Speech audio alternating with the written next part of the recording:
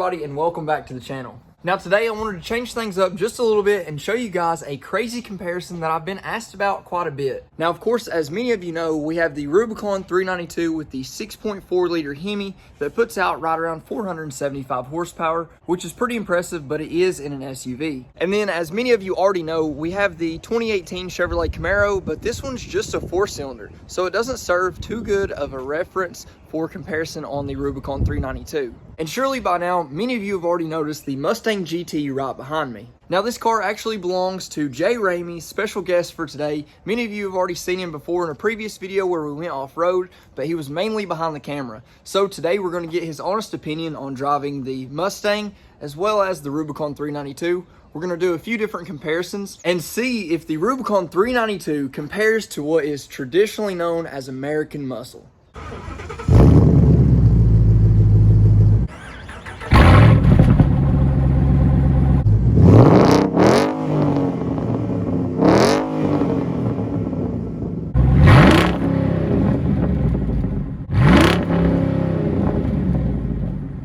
Now, many of you guys already know plenty about the Rubicon 392, so to cover the basics on this Mustang with the Coyote 5.0 liter, this is a 2016, so it's got right at 435 horsepower from the factory. As you can see, it does have an aftermarket set of wheels and tires. It's got the American muscle. I believe these are 20x10s, and then it's got the 285/35 R20 Nittos. Aside from that, you'll see the stance is quite a bit lower than what you'll be used to. I believe in the back it is a 2-inch lowering kit, and in the front it is right at 1.75 inches. So it's got a pretty aggressive stance, and on traditional roads here in Middle Tennessee, you are going to run into some issues, but really and truly it is hard to beat that aggressive stance. Now for the Rubicon 392, we do have the 38/15/50s and 20x12s. It still is on the factory Fox suspension, and with that, it does come about 2 inches higher than the factory Rubicon suspension. Aside from that, we've just got a custom exhaust setup and some programmers, no real tuning, nothing crazy done to it. So for the most part, it's still pretty much stock.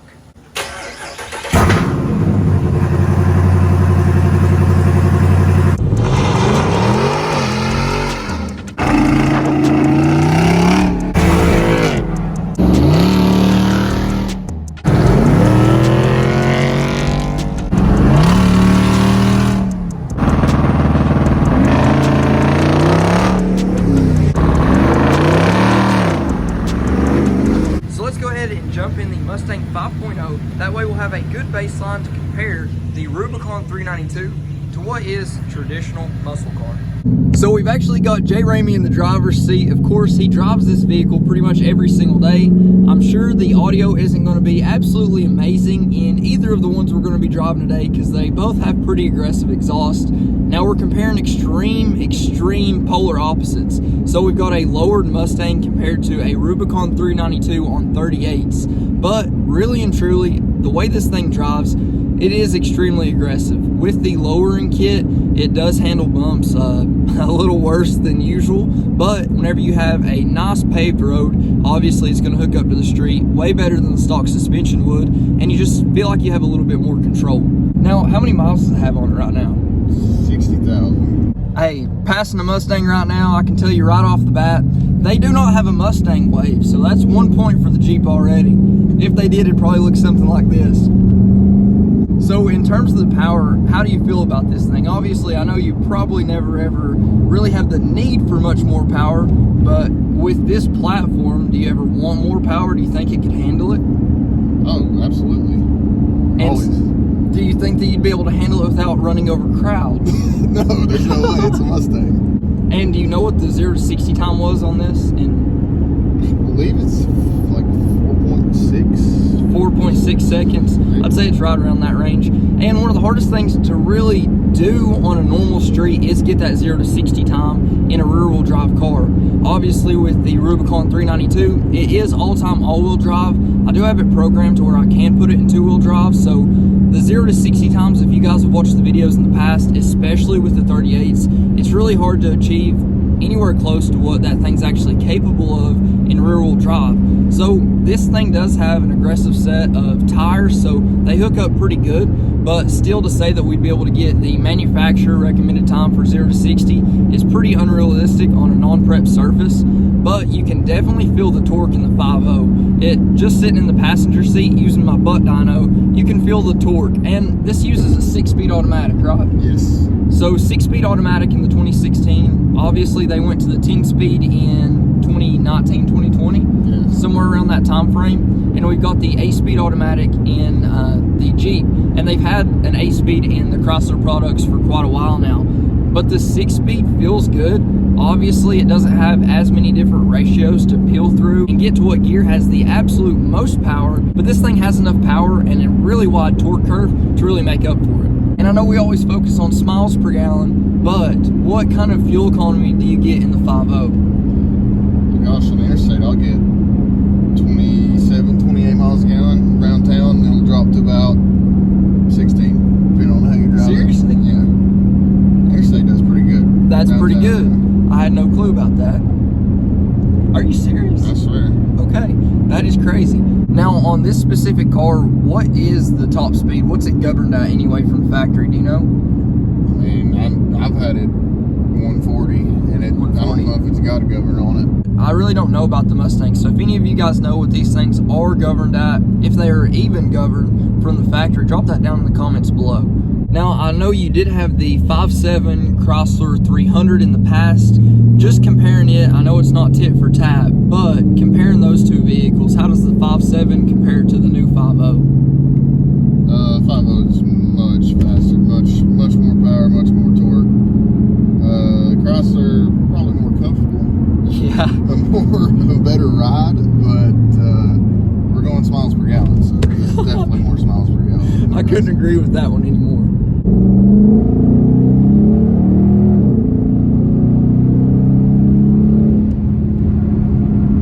So in terms of like daily drivability, comfort, reliability, all things considered, on a scale of 1 to 10, what would you rate the Mustang? Daily, I would rate it probably 7. I feel like that's very accurate. And then going from just normal drivability to just the overall fun factor and enjoyment, what do you rate this, 1 to 10? Fun factor for me is it's a solid 9. I 100% believe that for you. So I mean, there's always room for more. It leaves you wanting more still, but it is fun. I agree. And to be 100% honest, he's always loved Mustangs. I've always loved Camaros, and I guess Jeeps after I got one. They just never made a fast Jeep whenever we were younger, so I never really considered that being a thing. But pretty much these are kind of like our immediate dream cars. Not ultimate dream cars, but dream cars we could get pretty darn quick. And now that we're getting on a real road here, we'll have a fair chance to actually get on it, feel the power, hear the power, and get it up to speed.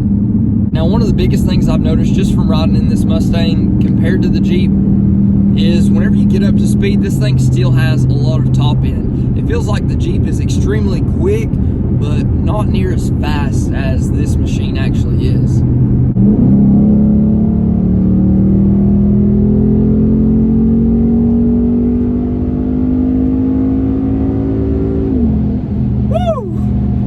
That does feel good.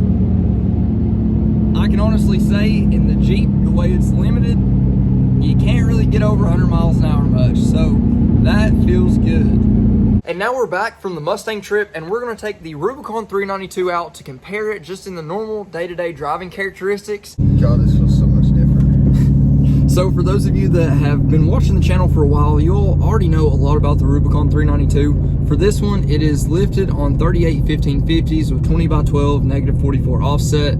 It does have an exhaust on it, so we've got a muffler delete, resonator delete, and I've made plenty of videos on that in the past. But as for the power, it does have 475 horsepower, 475 foot-pounds of torque, so it's a great, well-balanced motor, but it seems like it has a lot more love for the low end of the power band, and that is to be expected for more of an off-road oriented vehicle. But keep in mind, this does have the true SRT 6.4 liter 392, so it's not like the 6.4 that you get in the power wagons or anything like that.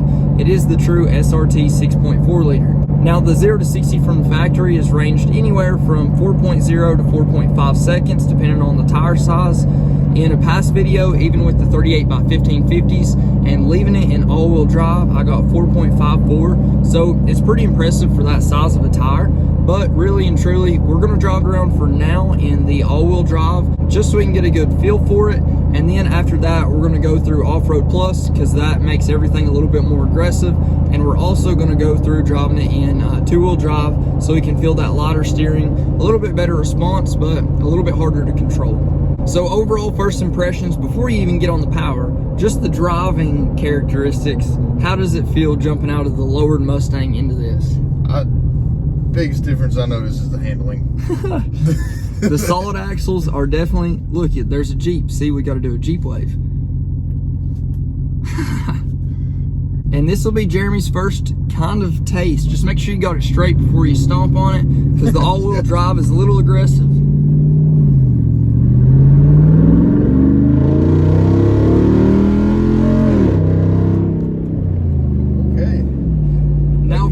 Now for the Rubicon 392, one thing you won't realize getting out of a muscle car is that you do have to stomp on that throttle a little bit more to get more of a response. Where it is geared more for off-roading, you don't want to just stomp on it and have all of it right away. But whenever we go into Off-Road Plus, that changes immediately.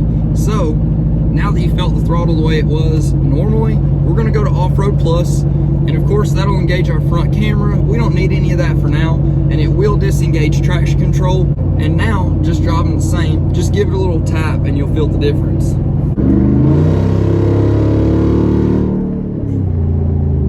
Yeah, just make sure you have two hands on the steering wheel. If you're not used to driving an all-wheel drive car, this, especially with the height and it being solid axles, it reacts to everything on the road quite a bit differently than what you may expect, especially because you're getting traction to the same wheels they're using for your steering. And not even that, it is the solid axles, like I already said, and that really just throws some people off. This thing is crazy. I can't believe this is a Jeep. I mean, It's weird. It's got power. Do you want to try the paddle shifters on this unit? Obviously right now we're not speeding up, but try out the paddle shifters, that way you can see how bad the delay is. It may be worse than the Mustang, because right now it is in manual mode.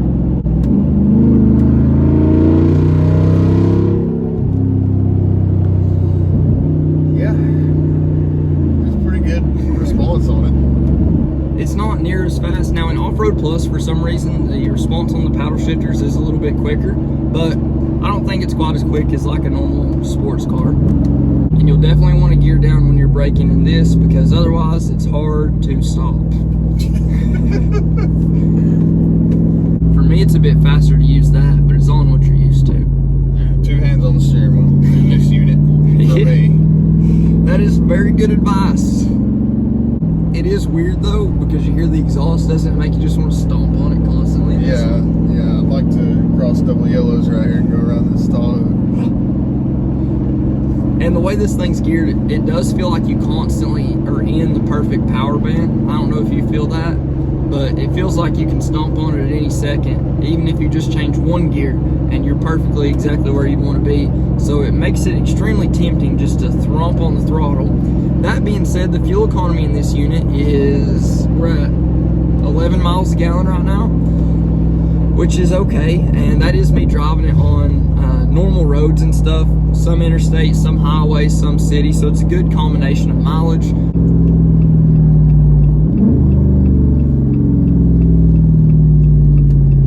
Now, in terms of the sound, how do you feel like the sound compares to the 5.0? Oh, it sounds very good. And it feels like there's less drone in here as well, even with it coming out right underneath us. Yeah, it does come out literally under the driver's seat. It's a true dual exhaust, but yeah, we'll go right. It's a true dual exhaust, and it does drone, but if you have a car with a straight pipe, it feels about the same. And give her another taste. Short, first gear is really short.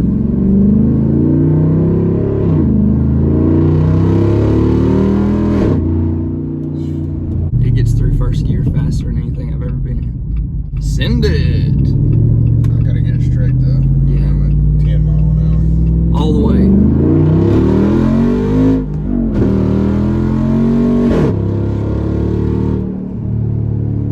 Told you first gear short. That's a pretty quick 60. It's pretty quick, and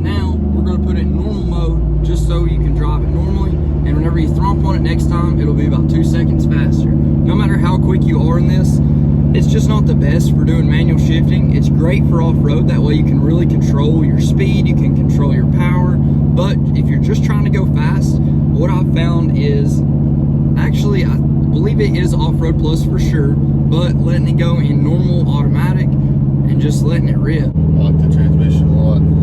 Yeah, I like the 8-speed a lot compared to, especially like the JK's had the 5-speed in the past. So it was really just a 4-speed with overdrive, and it was always searching for gears. Like even in just in regular drive, it'll rev up to 2,500 before it shifts. Yeah, and that is kind of due in part to off-road plus. You can tell right now it's sounding a little bit more aggressive, and then whenever I do this, it tones everything down quite a bit. Yeah, what did you just do? That's off-road plus engaged and disengaged. How do the brakes feel compared to the Mustang? A little spongy. Little give in them spongy. brakes. Just stomp it.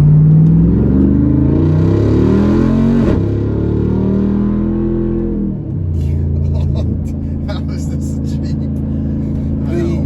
The hardest thing to do in the beginning is just foot to the throttle all the way from a dead stop, but I swear that's where you have the most fun. Oh yeah. It's so fast I can't believe it's a Jeep. Yeah. Do you like the front camera? Wouldn't that be awesome to have on your Mustang so you can see all the curbs you're about to hit and all the crowds? I haven't even been looking at the road so far. I've just been watching the screen. You got luxury, you got speed, off-road. It's the best of all worlds. Just throw practicability out the window. Yeah. As long as you're not talking about fuel economy, this does everything really well. And long road trips are not the best. Yeah, brakes are scary. But until you get used to the brakes, there is a certain way to use them. Until you get used to it, it is a little scary whenever somebody starts to slow down in front of you. Now we're in off-road plus again. I've got it in normal drive, so I would just stop here at the yield sign and literally thump on it as hard as you can. As hard as I can. As hard as you can. Stomp on it.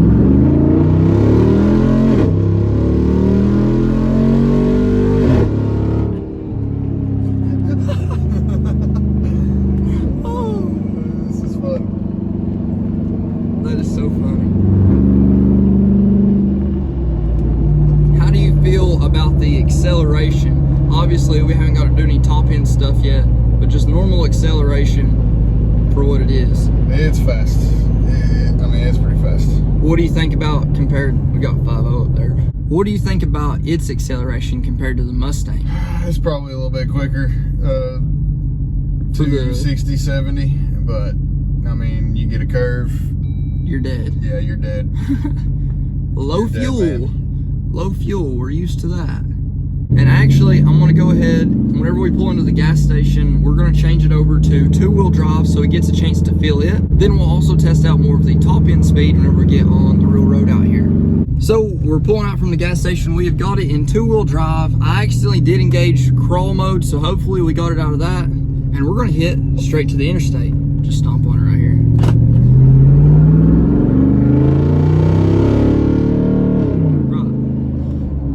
Feel different? Steering feel lighter? Yeah, it feels a lot lighter. I prefer to drive it in 2-wheel drive. Yes. I don't know if it gets me better fuel economy, but whenever you're at lower speeds, basically anything under 20, you definitely want to roll into the throttle. If it's wet outside, if you're under 50, you want to roll into the throttle. But if it's dry outside, you can pretty much get away with a lot, and it's a lot of fun to kind of break the rear tires loose. And now you'll feel what it feels like at the top end speeds. It's not, once you're at 60, it's not that fast, but you can thump on it right here and stay in the same lane.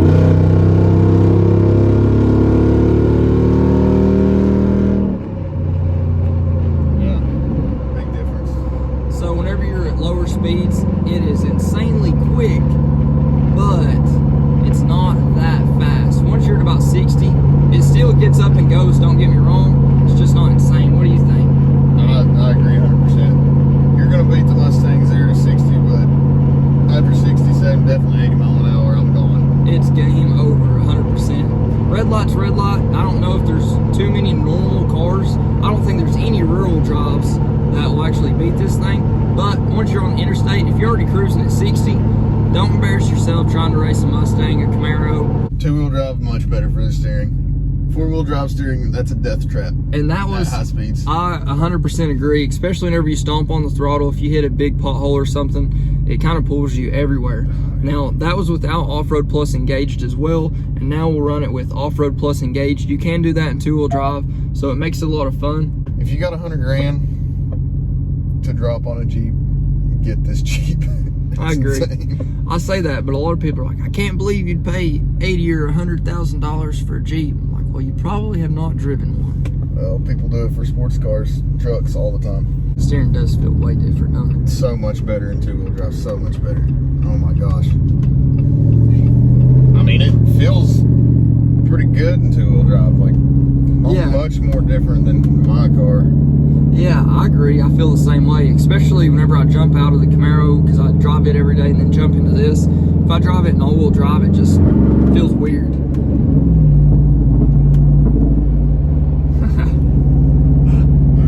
That's nice.